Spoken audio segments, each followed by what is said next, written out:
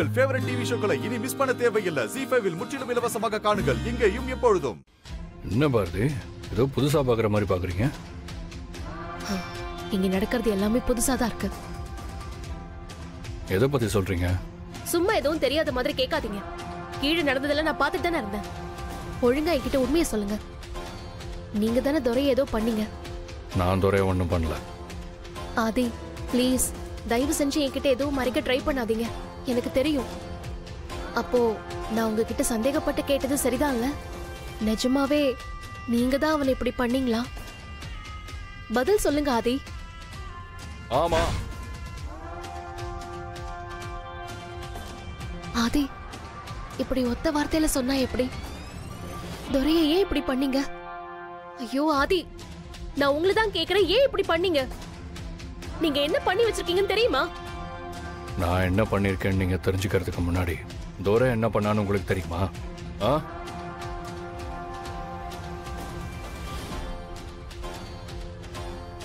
நீங்க என்ன சொல்றீங்க ஆதி? தமிழுக்கு இவனால பிரச்சனை வரும்னு எனக்கு முதல்லயே தெரியும். அதனாலதான் இவன் என்ன பண்ண போறான்னு தெரிஞ்சுக்கிறதுக்காக நான் அவனை வாட்ச் பண்ணிக்கிட்டே இருந்தேன். அவனால என் பொண்ணுக்கு பிரச்சனைன்னு தெரிஞ்சும் அவனை சும்மா விட சொல்றீங்களா? ஏற்கனவே அவன்கிட்ட என் பொண்டாட்டி புள்ள மேல கை வச்சனா உன்னை சும்மா விட மாட்டேன்னு சொல்லியிருக்கேன். அதையும் மீறி அவன் இந்த விஷயத்த பண்ணிருக்கான்னா அவனுக்கு பயம் இல்லைன்னு தானே அர்த்தம். அந்த பயத்தை அவனுக்கு காட்டணும் தான் நான் இப்படி பண்ணேன். ஆதி, நீங்க பேசுறதெல்லாம் கேட்க கேட்க எனக்கு ரொம்ப பயமா இருக்கு. நீங்க என்ன கொலைகாரனா? விட்டா கொன்னே போட்டுருவீங்களா? ஆமா, கொன்னுடுவேன்.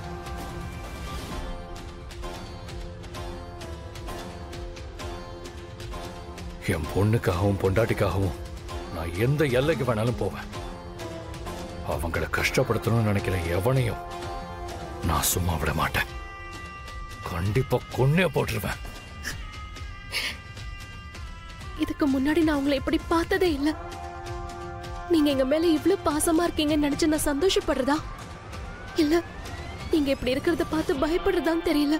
தூரம் ஒரு விஷச்செடி, அதை வளர விட்டா நம்ம எல்லாரையும் அழிச்சிரும். அதுக்கு முன்ன நான் அவனை அழிக்கணும்னு நினைச்சேன். எப்படியோ தப்பிச்சிட்டான்.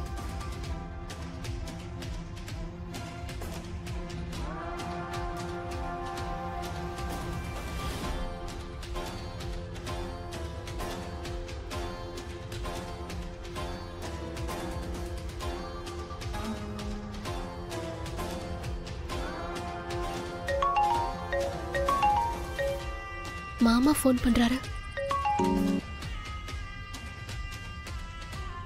மாமா, எப்படி இருக்கீங்க மாமா? நான் நல்லா இருக்கேன் பாரதி, நீ எப்படி இருக்க? தமிழ் எப்படி இருக்கு? ஆதி தம்பி நல்லா இருக்காரா? மாமா கிட்ட தமிழுக்கு நடந்த எதையும் சொல்ல வேண்டாம். அம்மாடி பாரதி. மாமா, எல்லாரும் நல்லா இருக்காங்க மாமா. தமிழும் நல்லா இருக்கா? அப்படியாம்மா பாரதி, ரொம்ப சந்தோஷம். ஆமா, ஆதி தம்பி வீட்டுல இருக்காரா? இருக்காரு மாமா. சொல்லுங்க மாமா, என்ன விஷயம்? அது ஒண்ணு இல்லம்மா, நாளைக்கு வாசுவோட திதி. போன வருஷம் நீ இருந்த அதே மாதிரி இந்த வருஷமும் ஆதி பாப்பா நீங்க 3 பேரும் வந்துட்டீங்கன்னா சந்தோஷமா இருக்கும். கண்டிப்பா வந்துடுறோம் மாமா. சரிம்மா பாரதி. பாரதி, யார் போன்ல? மாமா தான் பேசுறாரு. அம்மாடி, யாரு? ஆதி தம்பியா? ஆமா மாமா. போனை கொஞ்சம் அவட்ட கொடுமா. இதோ தரேன் மாமா. ஆதி, மாமா உங்ககிட்ட பேசணுமா? ஹலோ மாமா, நல்லா இருக்கீங்களா? நான் நல்லா இருக்கேன் தம்பி, நீங்க எப்படி இருக்கீங்க? நல்லா இருக்கேங்க. அது வேற ஒண்ணும் இல்ல தம்பி, நாளைக்கு வாசுக்கு திதி. அதான் பாரதியும் பாப்பாவையும் கூட்டிக்கிட்டு நீங்க அவசியம் வரணும்.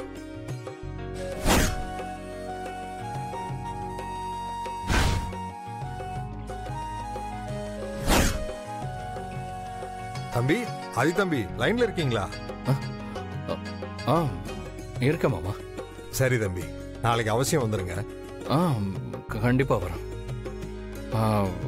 எனக்கு கொஞ்சம் வேலை இருக்கு.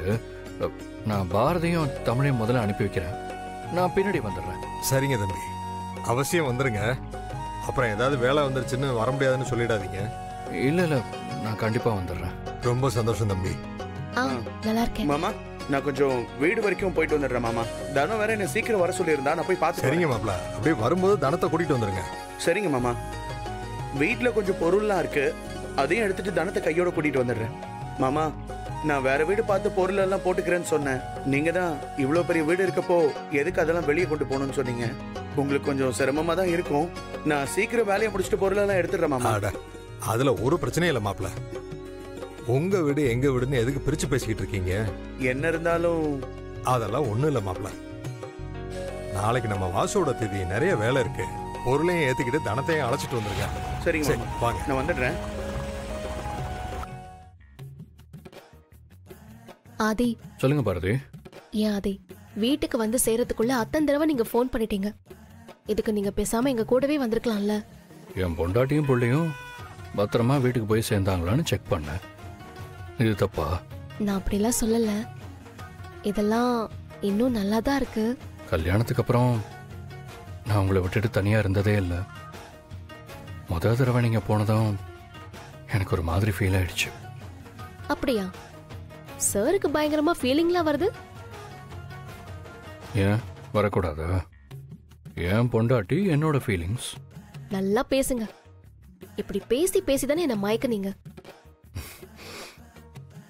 நான் உண்மையை தானே பேசுறேன். புரியுது. சரி, தமிழ் எங்க? அதை ஏன் கேக்குறீங்க? வந்த உடனே அவன் ஃப்ரெண்டு பார்க்க போறேன்னு சொல்லிட்டு போயிட்டா. இன்னும் வீட்டுக்கு வரல. மாமா கூட போய் பார்த்துட்டு வந்துட்டாரு. ஆனா இன்னும் அவ அங்கேயே தான் இருக்கா. சரி, ஓகே, தமிழை பத்திரமா பார்த்துக்கோங்க.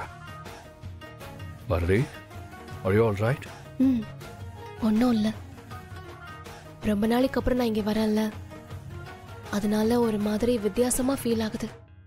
என்னன்னு சொன்னா தானே தெரியும். இந்த வீடு என்னோட சந்தோஷம் துக்கம் எல்லாத்தையும் பார்த்துருக்கு. வாசு போனதுக்கு அப்புறம் நீங்க எங்க வாழ்க்கையில வந்தது, உங்க கூட நான் பழகுனது எல்லாமே ஞாபகம் வருது. ஞாபகம்லாம் என்னைக்குமே அழகா தான் இருக்கும். சரி, விட்டா நீங்க பேசிட்டே இருப்பீங்க. நாளைக்கு சீக்கிரமா வர வழியே பாருங்க. ஏன் மேடம்க்கு என்ன பிரிஞ்சு இருக்க முடியலையோ? அப்படிதானே வச்சுக்கோங்களேன்.